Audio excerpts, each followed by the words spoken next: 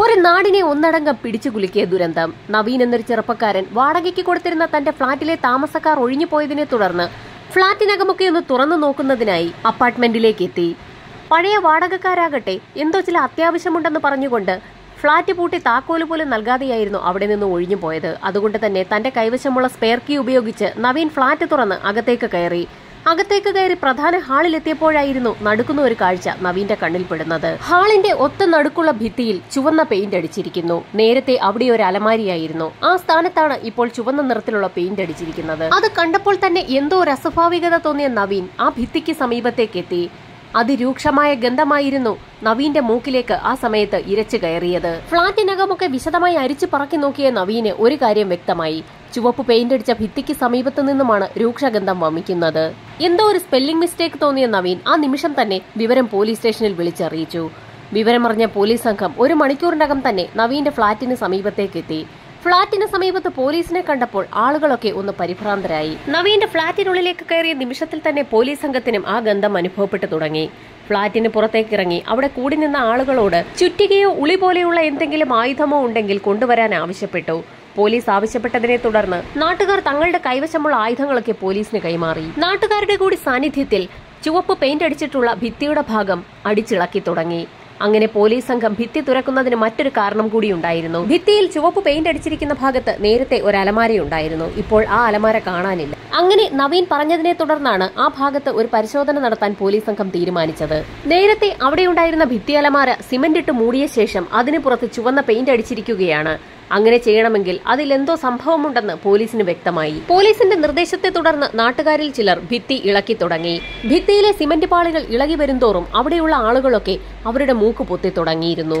അതിരൂക്ഷമായ ഗന്ധമായിരുന്നു പെയിന്റ് ഇളകി വീഴുന്ന ഭാഗത്തു നിന്നും അനുഭവപ്പെട്ടു തുടങ്ങിയത്. സിമന്റ് പാളികൾ പൂർണ്ണമായും അടിച്ചിളക്കിയ സാഹചര്യത്തിലായിരുന്നു നടുക്കുന്ന ഒരു കാഴ്ച പോലീസ് സംഘവും നാട്ടുകാരും കണ്ടത്.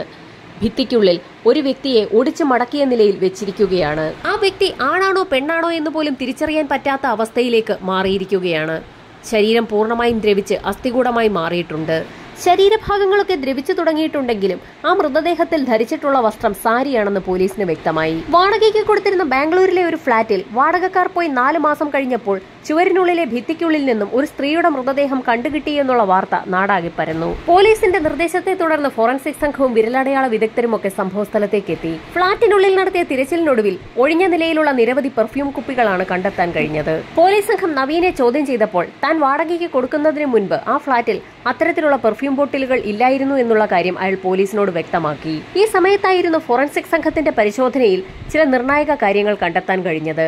ഒഴിഞ്ഞ പെർഫ്യൂം ബോട്ടിലുകളിലുള്ള അതേ ഗന്ധം നേരത്തെ ചുവപ്പ് പെയിന്റ് അടിച്ചിട്ടുള്ള ഭിത്തി തുറന്ന ഭാഗത്തും അനുഭവപ്പെടുകയാണ്. ഭിത്തി തുറന്ന് അതിൽ മൃതദേഹം വെച്ച വ്യക്തികളാരോ ആ മൃതദേഹം അഴുകി ചെയ്യുന്ന സമയത്ത് ഗന്ധം പുറത്തേക്ക് അനുഭവപ്പെടാതിരിക്കുന്നതിനു വേണ്ടി നിരവധി പെർഫ്യൂമുകൾ വാങ്ങി അവിടെ ഒഴിച്ചിരിക്കുകയാണെന്ന് പോലീസിന് വ്യക്തമായി. നേരത്തെ വാടകയ്ക്ക് താമസിച്ചിരുന്ന വ്യക്തികൾ അവരുടെ ഫർണിച്ചർ പോലും എടുക്കാതെയാണ് ആ ഫ്ളാറ്റ് ഒഴിഞ്ഞു പോയത്. അവരെ വീണ്ടും വിളിച്ച സമയത്തൊക്കെ അവരുടെ മൊബൈൽ ഫോണുകൾ സ്വിച്ച് ഓഫ് ആയിരുന്നു എന്നും നവീൻ പോലീസിന് മൊഴി നൽകി. വൈകാതെ തന്നെ പോസ്റ്റ്മോർട്ടം നടപടികൾ ആരംഭിച്ചു. തൊട്ടടുത്ത ദിവസം വൈകുന്നേരം തന്നെ പോസ്റ്റ്മോർട്ടം റിപ്പോർട്ട് പോലീസിന്റെ കൈകളിലും എത്തി. ഞെട്ടിപ്പിക്കുന്ന ഒരു പോസ്റ്റ്മോർട്ടം റിപ്പോർട്ടായിരുന്നു പുറത്തു വന്നത്. കൊല്ലപ്പെട്ടിരിക്കുന്നത് 60 വയസ്സോളം പ്രായം വരുന്ന ഒരു സ്ത്രീയാണ്. അവരുടെ മരണം സംഭവിച്ചിട്ട് ഏകദേശം 8 മാസങ്ങൾ പിന്നിട്ട് കഴിഞ്ഞു. അത് കേട്ട ഉടൻ തന്നെ ഫ്ളാറ്റിന്റെ ഉടമയായ നവീന് ആകെ അമ്പരപ്പായി. അവിടെയുണ്ടായിരുന്ന താമസക്കാർ ഒഴിഞ്ഞു പോയിട്ട് 4 മാസങ്ങൾ മാത്രമേ പിന്നിട്ടിട്ടുള്ളൂ. അതിനും മാസങ്ങൾക്ക് മുൻപ് തന്നെ നവീന്റെ ഫ്ളാറ്റിലെ ഭിത്തിക്കുള്ളിൽ ഒരു ഡെഡ് ബോഡി ആരോ കൊണ്ടുവച്ചിരിക്കുകയാണ്. ഡെഡ് ബോഡി ആ ഭിത്തിക്കുള്ളിൽ ഉള്ളപ്പോൾ തന്നെ വാടകക്കാർ ആ ഫ്ളാറ്റിൽ താമസിച്ചിരിക്കുകയാണ്. സ്വാഭാവികമായും അവിടെ താമസിച്ചിരുന്ന വാടകക്കാരെ കുറിച്ചുള്ള മുഴുവൻ ഡീറ്റെയിൽസും പോലീസ് സംഘം തപ്പിയെടുത്തു. നവീന്റെ കയ്യിലുള്ള അഡ്രസ് വെച്ച് വാടകയ്ക്ക് താമസിച്ചിരുന്ന ആളുകളെ തിരക്കി അവരുടെ നാട്ടിലേക്ക് പോലീസ് സംഘം പുറപ്പെട്ടു. ഷിമോഗയിൽ താമസിക്കുന്ന രാധ എന്ന സ്ത്രീയും അവരുടെ മകൻ സഞ്ജയും രാധയുടെ അമ്മ ശാന്തകുമാരിയുമായിരുന്നു ബാംഗ്ലൂരിലെ ആ ഫ്ളാറ്റിൽ താമസിച്ചിരുന്നത്. ബാംഗ്ലൂരിൽ നിന്നും കുറെ നാളത്തെ താമസത്തിന് ശേഷം അവർ ഷിമോഗയിലേക്ക് തിരിച്ചെത്തിയെങ്കിലും പിന്നീട് എങ്ങോട്ടോ പോയിരിക്കുകയാണ്. നേരത്തെ നവീൻ നൽകിയ ഫോൺ നമ്പർ മാത്രമേ ഷിമോഗയിൽ നടത്തിയ അന്വേഷണത്തിലും പോലീസിന് കണ്ടെത്താൻ കഴിഞ്ഞുള്ളൂ. ആ നമ്പർ ആകട്ടെ സ്വിച്ച് ഓഫുമായിരുന്നു. പ്രത്യേകിച്ച് പോലീസ് സംഘത്തിന് മേൽ വലിയ പ്രഷറൊന്നും ഇല്ലാത്തതുകൊണ്ട് തന്നെ ആ അന്വേഷണം പതുക്കെ മന്ദീഭവിച്ച് 5 കൊല്ലങ്ങൾ കടന്നു പോവുകയും ചെയ്തു. നവീന്റെ ഫ്ളാറ്റിനുള്ളിൽ തിരച്ചിൽ നടത്തിയ പോലീസ് സംഘത്തിന് അവിടുത്തെ താമസക്കാരനായ സഞ്ജയ് എന്ന ചെറുപ്പക്കാരന്റെ ഒരു പഴയ ഫോൺ മാത്രമാണ് ലഭിച്ചത്. എന്നാൽ ആ മൊബൈൽ ഫോൺ കേന്ദ്രീകരിച്ച കേന്ദ്രീകരിച്ച് അന്വേഷണം നടത്തിയെങ്കിലും പ്രത്യേകിച്ച് ഒന്നും തന്നെ കണ്ടെത്താൻ പോലീസിന് കഴിഞ്ഞില്ല. അങ്ങനെ അതൊരു കോൾഡ് കേസായി കിടക്കുന്ന സമയത്തായിരുന്നു പഴയ കേസുകളൊക്കെ അന്വേഷിച്ച് കണ്ടെത്തുന്ന ഒരു സംഘം സജീവമായി പ്രവർത്തനം ആരംഭിക്കുകയും ഈ കേസ് വീണ്ടും ഏറ്റെടുക്കുകയും ചെയ്തത്. കേസുമായി ബന്ധപ്പെട്ട് നേരത്തെ പോലീസ് സംഘം കളക്ട് ചെയ്ത മുഴുവൻ വിവരങ്ങളും പ്രത്യേക അന്വേഷണ സംഘം വിശദമായി തന്നെ വായിച്ചു നോക്കി. നേരത്തെ അവിടെ താമസിച്ചിരുന്ന സഞ്ജയുടെയും കുടുംബത്തിന്റെയും അവരുടെ ബന്ധുക്കളുടെയും അയൽവാസികളുടെയും ഒക്കെ വിശദ വിവരങ്ങളും ആ കുടുംബത്തെക്കുറിച്ച് അയൽവാസികളും ബന്ധുക്കളും നൽകിയ മൊഴികളും അതിനു പുറമെ ഫ്ളാറ്റിന്റെ ഉടമയായ നവീൻ എന്ന ചെറുപ്പക്കാരൻ നൽകിയ സ്റ്റേറ്റ്മെന്റുകളുമൊക്കെ വിശദമായി തന്നെ പോലീസ് റെക്കോർഡിൽ രേഖപ്പെടുത്തിയിട്ടുണ്ട്. ഇതിനു പുറമെ ഫ്ളാറ്റിന്റെ ഉടമസ്ഥനായ നവീൻ അറിയാതെ തന്നെ പോലീസ് സംഘം അയാളെ നിരീക്ഷിച്ചതിന്റെയും അയാൾ അതിനുശേഷം നടത്തിയിട്ടുള്ള എല്ലാ ആക്ടിവിറ്റീസ് സംബന്ധിച്ചുള്ള കാര്യങ്ങളുമൊക്കെ പോലീസിന്റെ റെക്കോർഡിലുണ്ട്. അത്രയൊക്കെ അന്വേഷണം നടത്തിയെങ്കിലും അവിടെ താമസിച്ചിരുന്ന പഴയ വാടകക്കാരായ രാധയും കുടുംബത്തെയും കണ്ടെത്താനോ അവർ മൂവരും ഉപയോഗിച്ചിരുന്ന ഫോൺ നമ്പറുകൾ കണ്ടെത്താനോ പോലീസിന് കഴിഞ്ഞില്ല. ആ ഫോൺ നമ്പറുകളൊന്നും തന്നെ വർക്കിംഗിലല്ല എന്ന് തന്നെ പറയാം. ആ മൂവർ സംഘം പിന്നീട് അവരുടെ ബന്ധുക്കളെയോ സുഹൃത്തുക്കളെയോ ഒന്നും കോൺടാക്ട് ചെയ്തിട്ടില്ല. സഞ്ജയ് എന്ന വ്യക്തിയുടെ മൊബൈൽ നമ്പർ കേന്ദ്രീകരിച്ച് നടത്തിയ അന്വേഷണത്തിൽ ഫോൺ സ്വിച്ച് ഓഫ് ആകുന്നതിന് മുൻപ് അയാൾ അവസാനമായി വിളിച്ചിരിക്കുന്നത് സുഹൃത്ത് നന്ദീഷ് എന്നൊരു വ്യക്തിയാണ് പോലീസ് നേരത്തെ തന്നെ കണ്ടെത്തിയിട്ടുണ്ട്. അന്ന് നന്ദീഷിനെ സ്റ്റേഷനിലേക്ക് വിളിച്ചു വരുത്തി പോലീസ് സംഘം ചോദ്യം ചെയ്തതിന്റെ റെക്കോർഡുകളും ആ ഫയലിലുണ്ടായിരുന്നു. എന്നിരുന്നാലും നന്ദീഷ് എന്ന വ്യക്തിയിൽ നിന്ന് തന്നെ അന്വേഷണം ആരംഭിക്കാമെന്ന് പുതിയ അന്വേഷണ സംഘം തീരുമാനിച്ചു. അന്വേഷണത്തിന്റെ ഭാഗമായി വീണ്ടും നന്ദീഷിനെ പോലീസ് സ്റ്റേഷനിലേക്ക് വിളിച്ചു വരുത്തി ചോദ്യങ്ങളൊക്കെ വീണ്ടും ആവർത്തിച്ചു. നേരത്തെ നന്ദീഷ് പറഞ്ഞിട്ടുള്ള അതേ മറുപടികൾ തന്നെയാണ് ഇത്തവണയും അയാൾ പോലീസിനോട് പറഞ്ഞത്. ഈ സമയത്തായിരുന്നു അന്വേഷണ ഉദ്യോഗസ്ഥൻ നിർണായകമായ ഒരു കാര്യം നന്ദീഷിനോട് പറഞ്ഞത്. സഞ്ജയുടെ മൊബൈൽ ഫോൺ സ്വിച്ച് ഓഫ് ആയതിന്റെ അന്ന് നന്ദീഷും സഞ്ജയും തമ്മിൽ കണ്ടിട്ടുണ്ട്. അന്ന് അവർ രണ്ടുപേരും സഞ്ജയുടെ ഫ്ളാറ്റിന് സമീപമുള്ള ടവർ ലൊക്കേഷനിൽ ഒരേ സമയം വന്നിട്ടുമുണ്ട്. അക്കാര്യത്തെക്കുറിച്ച് അന്ന് പോലീസ് സംഘം ചോദിച്ചപ്പോൾ സഞ്ജയ് വിളിച്ചതുകൊണ്ട് അയാളുടെ ഫ്ളാറ്റിലേക്ക് വന്നു എന്നായിരുന്നു നന്ദീഷ് പോലീസിനോട് പറഞ്ഞത്. എന്നാൽ അന്നത്തെ കൂടിക്കാഴ്ചയ്ക്ക് ശേഷം പിന്നീട് ഇരുവരും തമ്മിൽ കോൺടാക്ട് ചെയ്തിട്ടുമില്ല. എന്നാൽ പോലീസ് സംഘം നന്ദീഷിനെ നിരന്തരമായി ട്രാക്ക് ചെയ്യുന്നുണ്ടായിരുന്നു. അയാളുടെ കോൾ ലിസ്റ്റിൽ നിന്നും ചില അജ്ഞാത നമ്പറുകളിലേക്ക് കോൾ പോയിട്ടുണ്ടെന്ന് മനസ്സിലാക്കിയ പോലീസ് സംഘം ആ നമ്പറുകൾ കേന്ദ്രീകരിച്ച് നടത്തിയ അന്വേഷണത്തിൽ അത് സഞ്ജയ് തന്നെയാണെന്നും സഞ്ജയും നന്ദീഷും തമ്മിൽ രഹസ്യമായി സംസാരിക്കുന്ന കാര്യങ്ങളൊക്കെ തങ്ങൾ മനസ്സിലാക്കിയെന്നുമായിരുന്നു ഉദ്യോഗസ്ഥർ നന്ദീഷിനോട് പറഞ്ഞത്. അത് മാത്രവുമല്ല, അവർ തമ്മിൽ സംസാരിക്കുന്ന കാര്യങ്ങളൊക്കെ വളരെ രഹസ്യമായി തങ്ങൾ കേൾക്കാറുണ്ടെന്നുകൂടി പോലീസ് സംഘം പറഞ്ഞതോടെ നന്ദീഷിന്റെ മുഖത്ത് ആകെ പരിഭ്രമമായി. നന്ദീഷിനെ നന്നായി വിറച്ചു തുടങ്ങിയിരുന്നു. അന്വേഷണ ഉദ്യോഗസ്ഥർ ഇതൊക്കെ വളരെ വിശദമായി തന്നെ നോട്ട് ചെയ്യുന്നുണ്ടായിരുന്നു. നന്ദീഷ് പേടിക്കേണ്ട കാര്യമൊന്നുമില്ല എന്നും എല്ലാ കാര്യങ്ങളും തങ്ങളോട് തുറന്നു പറയുകയാണെങ്കിൽ നന്ദീഷിനെ മാപ്പുസാക്ഷിയാക്കാമെന്നും ഉദ്യോഗസ്ഥർ നന്ദീഷിനോട് പറഞ്ഞു. യഥാർത്ഥത്തിൽ സഞ്ജയും നന്ദീഷും തമ്മിലുള്ള ഫോൺ സംഭാഷണങ്ങൾ അന്വേഷണ ഉദ്യോഗസ്ഥർ കേട്ടിട്ടേ ഉണ്ടായിരുന്നില്ല.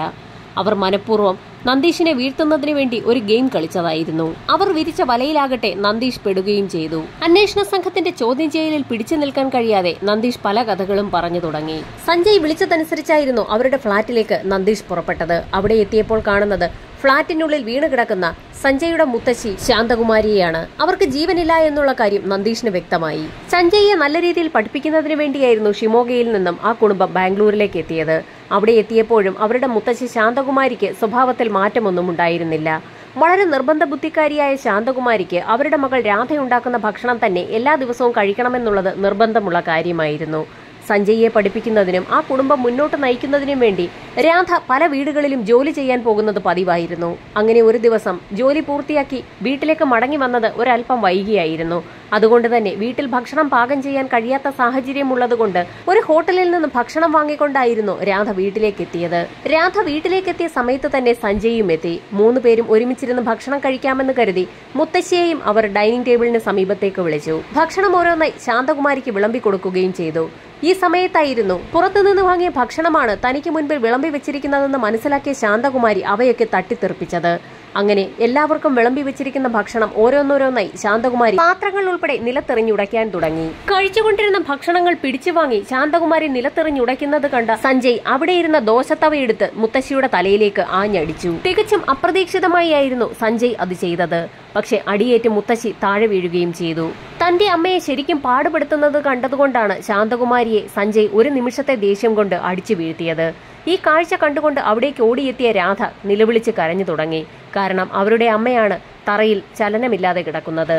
അമ്മ രാധ കരയുന്നത് കണ്ടപ്പോൾ തന്നെ സഹിക്കാൻ കഴിയാതെ സഞ്ജയും കരഞ്ഞു തുടങ്ങി.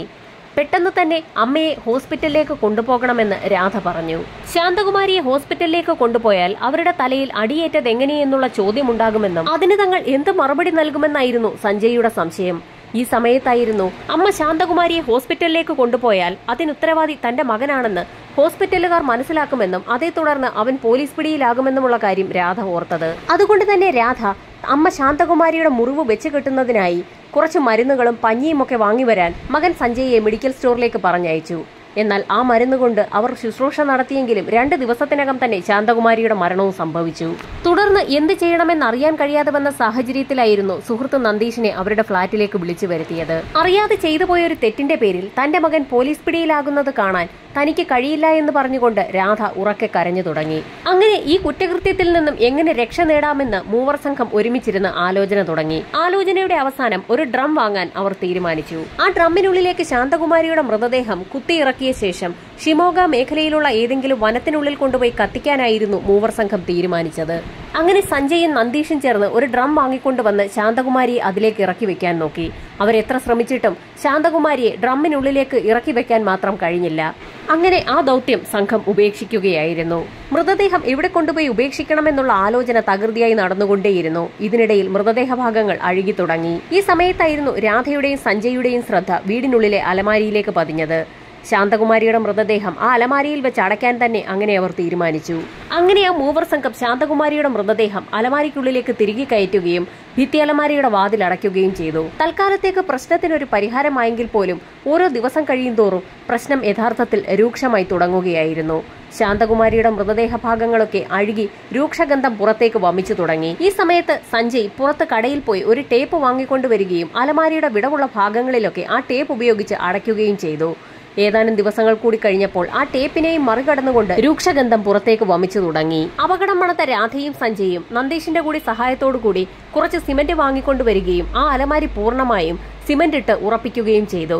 ആ വീട് വാടകയ്ക്ക് കൊടുക്കുന്നതിന് മുൻപ് തന്നെ ഉടമയായ നവീൻ ആ മുറിയൊക്കെ പെയിന്റ് ചെയ്തിരുന്നു. പെയിന്റിംഗ് നടത്തിയതിന്റെ ഭാഗമായുള്ള പഴയ പാട്ടകളും ശേഷിച്ച പെയിന്റുമൊക്കെ പിന്നിലെ ചായ്പിൽ സൂക്ഷിച്ചിട്ടുമുണ്ടായിരുന്നു. സഞ്ജയ് ആകട്ടെ ആ ചായ്പിനുള്ളിൽ ഒരു തിരച്ചിൽ നടത്തുകയും അവിടെ ബാലൻസ് ഇരുന്ന പെയിന്റ് എടുത്തുകൊണ്ടുവന്ന് അലമാരിക്ക് പുറത്തെ തേപ്പിന് മുകളിലേക്ക് അടിക്കുകയും ചെയ്തു. യഥാർത്ഥത്തിൽ അത് ചുവന്ന പെയിന്റ് ആയിരുന്നു. വെളുത്ത ഭിത്തിയുടെ ഒത്ത നടുക്കായി ഇപ്പോൾ ചുവന്ന പെയിന്റ് ആണുള്ളത്. ആരുടെയും ശ്രദ്ധ ആകർഷിക്കുന്ന തരത്തിൽ ആ ചുവന്ന പെയിന്റ് അങ്ങനെ തന്നെ കാണാം. ദിവസങ്ങൾ കഴിയുന്തോറും രാധയ്ക്കും സഞ്ജയ്ക്കും ഭയം കൂടിക്കൂടി വന്നു. നന്ദീഷ് ഇപ്പോൾ ആ വീട്ടിലേക്ക് അങ്ങനെ വരാറില്ല. അയാളുടെ വിളിയും കുറഞ്ഞു വരികയാണ്. എങ്കിൽ പോലും നന്ദീഷിനെ സഞ്ജയ് വിളിക്കുന്നത് പതിവായിരുന്നു. അങ്ങനെ തന്റെ ഫോണിൽ നിന്നും അവസാനമായി സഞ്ജയ് നന്ദീഷിനെ ഒരിക്കൽ കൂടി വിളിച്ചിരുന്നു. ആ വീട് വിട്ട് അവർ പോവുകയാണെന്ന് പറയുന്നതിന് വേണ്ടിയായിരുന്നു അന്ന് വിളിച്ചത്. ശാന്തകുമാരിയുടെ മരണം നടന്നിട്ട് ഇപ്പോൾ ഏകദേശം 4 മാസങ്ങൾ പിന്നിട്ടിരിക്കുകയാണ്. ഡെഡ് ബോഡി ഏകദേശം തിരിച്ചറിയാൻ കഴിയാത്ത ഒരവസ്ഥയിലേക്ക് ഇപ്പോൾ എത്തിക്കാണുമെന്നും അതുകൊണ്ട് തന്നെ ഇനി പിടിക്കപ്പെടാൻ സാധ്യത കുറവാണെന്നും പറഞ്ഞുകൊണ്ട് അന്ന് സഞ്ജയ് ഫോൺ കട്ട് ചെയ്യുകയും ചെയ്തു. പിന്നീട് അവർ തമ്മിൽ കോണ്ടാക്ട് ചെയ്തിട്ടേയില്ല. എന്നാൽ സഞ്ജയും നന്ദീഷും തമ്മിൽ സംസാരിക്കുന്നതിന്റെ റെക്കോർഡുകൾ തങ്ങളുടെ കൈവശമുണ്ടെന്ന് പോലീസ് പറഞ്ഞ കാര്യം അപ്പോഴാണ് പെട്ടെന്ന് നന്ദീഷ് ഓർത്തത്. സഞ്ജയുമായി നന്ദീഷ് സംസാരിച്ചിട്ടില്ലായിരുന്നു എന്നുള്ള കാര്യം അപ്പോഴായിരുന്നു യഥാർത്ഥത്തിൽ അയാൾ തിരിച്ചറിഞ്ഞത്. നന്ദീഷിനെ കൊടുക്കുന്നതിനു വേണ്ടി പോലീസ് ഡ്രാമ കളിച്ചതായിരുന്നു എന്നുള്ള സത്യവും അയാൾ അപ്പോഴാണ് ഞെട്ടലോടുകൂടി തിരിച്ചറിഞ്ഞത്. മനസ്സിൽ കള്ളത്തരമുള്ളതുകൊണ്ട് തന്നെ പോലീസ് വിരിച്ച വലയിൽ അറിയാതെ തന്നെ നന്ദീഷ് കുടുങ്ങുകയായിരുന്നു. രാധയും സഞ്ജയും ചേർന്നാണ് കുറ്റകൃത്യം നടത്തിയതെന്ന് ഇപ്പോൾ പോലീസിന് വ്യക്തമാണ്. എന്നാൽ അവർക്കിപ്പോൾ ആരുമായും ഒരു കോണ്ടാക്റ്റുമില്ല. നന്ദീഷുമായി സഞ്ജയ്ക്ക് ഇപ്പോൾ യാതൊരു ബന്ധവുമില്ല എന്ന് നന്ദീഷിന്റെ കോൾ ഡേറ്റ റെക്കോർഡുകളും സോഷ്യൽ മീഡിയയും ഒക്കെ വിശദമായി അന്വേഷണത്തിന് വിധേയമാക്കിയ പോലീസ് സംഘത്തിന് നേരത്തെ തന്നെ അറിയാമായിരുന്നു. രാധയുടെയും സഞ്ജയുടെയും ആധാർ കാർഡ് വിവരങ്ങളൊക്കെ പോലീസിന്റെ കൈവശമുണ്ട്. അത് മാത്രമായിരുന്നു പോലീസിന്റെ ഏക പ്രതീക്ഷയും. രാധയും മകനും പഴയ ഫോൺ നമ്പറുകളൊക്കെ ഉപേക്ഷിച്ച സാഹചര്യത്തിൽ ആധാർ കാർഡ് ഉപയോഗിച്ച് പുതിയ ഏതെങ്കിലും നമ്പറുകൾ എടുത്തിട്ടുണ്ടോ എന്ന് പോലീസ് അന്വേഷണം നടത്തിയെങ്കിൽ പോലും ആ ആധാർ കാർഡ് ഉപയോഗിച്ച് പുതിയ ഒരു സിം കാർഡ് പോലും എടുത്തിട്ടില്ല എന്ന് പോലീസിന്റെ അന്വേഷണത്തിൽ കണ്ടെത്തി. സഞ്ജയുടെയും രാധയുടെയും ആധാർ കാർഡുകൾ ഏതെങ്കിലും സ്ഥലത്ത് പുതിയതായി അപ്ലോഡ് ചെയ്യപ്പെടുന്നുണ്ടോ എന്ന് അന്വേഷിക്കുന്നതിനായി പ്രത്യേക സംഘത്തെ നേരത്തെ തന്നെ നിയോഗിച്ചിട്ടുണ്ടായിരുന്നു. അതുകൊണ്ട് തന്നെ അവരുടെ ആധാർ കാർഡുകൾ ഒരു സംഘം അന്വേഷണ ഉദ്യോഗസ്ഥർ നിരന്തരം ട്രാക്ക് ചെയ്യുന്നുണ്ടായിരുന്നു. അങ്ങനെ അന്വേഷണം പുരോഗമിക്കുന്നതിനിടയിലായിരുന്നു ഒരു സ്ഥലത്ത് സഞ്ജയുടെ ആധാർ കാർഡ് അപ്ലോഡ് ചെയ്തതായി കണ്ടെത്തിയത്. മഹാരാഷ്ട്രയിലെ കോലാപൂരിൽ ഒരു ബാങ്കിൽ അക്കൗണ്ട് എടുക്കുന്നതിന് വേണ്ടിയാണ് സഞ്ജയുടെ ആധാർ കാർഡ് അപ്ലോഡ് ചെയ്തിരിക്കുന്നത്. ആധാർ കാർഡ് എവിടെ ഉപയോഗിച്ചാലും അക്കാര്യം സൈബർ സെല്ലിന് ഉടൻ തന്നെ അറിയാൻ കഴിയുന്ന രീതിയിൽ അവർ കാര്യങ്ങളൊക്കെ നേരത്തെ തന്നെ ചെയ്തു വെച്ചിരുന്നത് കൊണ്ടാണ് ഇക്കാര്യം ഇപ്പോൾ കണ്ടെത്താൻ കഴിഞ്ഞത്. സൈബർ സെൽ ഉടൻ തന്നെ ആ വിവരം പോലീസിനെ അറിയിക്കുകയും പോലീസ് സംഘം ഉടൻ തന്നെ കോലാപൂരിലെ ആ ബാങ്കിലെത്തി അന്വേഷണം നടത്തുകയും ചെയ്തു. ബാങ്കിൽ അക്കൗണ്ട് എടുക്കുന്നതിന് വേണ്ടി സഞ്ജയ് പുതിയ മേൽവിലാസം നൽകിയിരിക്കുകയാണ്. ആ മേൽവിലാസം അന്വേഷിച്ച് പോലീസ് സംഘം ഉടൻ തന്നെ ആ സ്ഥലത്തേക്ക് എത്തി. പോലീസ് സംഘം വാതിലിൽ തട്ടി വിളിച്ചപ്പോൾ സഞ്ജയ് തന്നെയായിരുന്നു വാതിൽ തുറന്നുകൊടുത്തത്. മുൻപിൽ പോലീസ് നിൽക്കുന്നത് കണ്ടപ്പോൾ തന്നെ സഞ്ജയ് ആകെയൊന്ന് പരുങ്ങി. ശബ്ദം കേട്ടുകൊണ്ട് അകത്തെ മുറിയിലുണ്ടായിരുന്ന രാധയും പ്രധാന ഹാളിലേക്ക് എത്തി. പോലീസ് സംഘത്തെ കണ്ടപ്പോൾ തന്നെ തങ്ങൾ പിടിക്കപ്പെട്ടു എന്നുള്ള കാര്യം രാധയ്ക്കും ബോധ്യമായി. നന്ദീഷ് പറഞ്ഞ അതേ കാര്യങ്ങളായിരുന്നു ചോദ്യം ചെയ്യലിൽ രാധയും മകനും പോലീസിനോട് ആവർത്തിച്ചത്. അങ്ങനെ റിമാൻഡിലായ രാധയും മകനും ഏതാനും നാളുകൾക്ക് ശേഷം ഇപ്പോൾ ജാമ്യത്തിൽ ഇറങ്ങിയിരിക്കുകയാണ്. കോടതിയുടെ ഭാഗത്തു നിന്നും വിചാരണ നടപടികൾ ആരംഭിച്ച സാഹചര്യത്തിൽ ഈ അമ്മയ്ക്കും മകനും കോടതി വിധിക്കുന്ന ശിക്ഷ എന്താണെന്നുള്ളത് വരും ദിവസങ്ങളിൽ തന്നെ അറിയാൻ കഴിയും.